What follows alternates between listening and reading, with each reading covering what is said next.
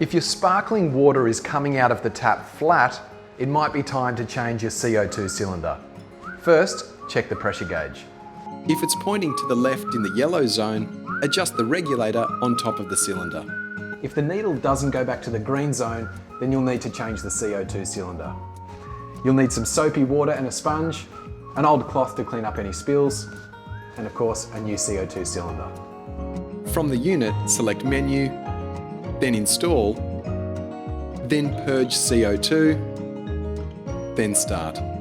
The needle on your gauge should go down to 0. Once the needle is on 0, you can press Stop. To remove the CO2 cylinder, undo the strap and disconnect the regulator. For Australia, there are 3 types of regulators used with the HydroTap. For the disposable CO2 cylinders, we also supply the gaugeless regulator. To see if you've run out of CO2, simply perform a CO2 purge. If water dribbles out or nothing comes out, you will have run out of CO2. To turn the regulator off, turn the black lever so it is 90 degrees from the regulator.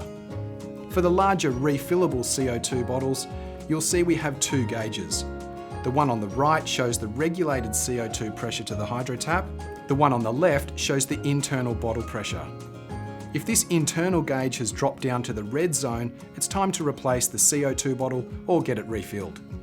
Perform a CO2 purge and wait until there's only CO2 coming out of the tap. Turn the CO2 bottle clockwise to turn it off.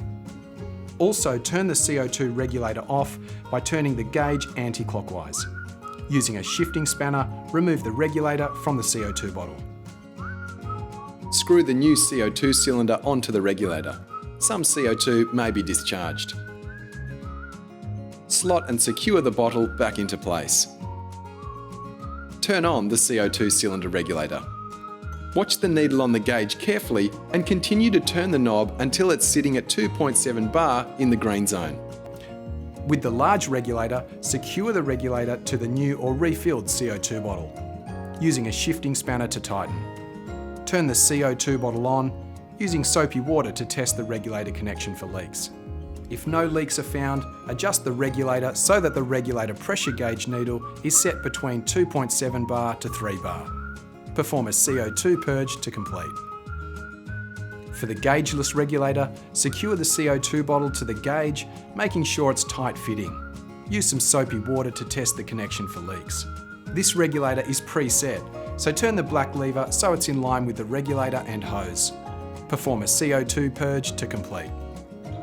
It's important to check for gas leaks. Take a soapy sponge and put some suds around the regulator. If you do spot any leaks, turn off the regulator, tighten up the connections, and repeat the checking process. Next, purge the gas lines to ensure the new CO2 cylinder will work efficiently.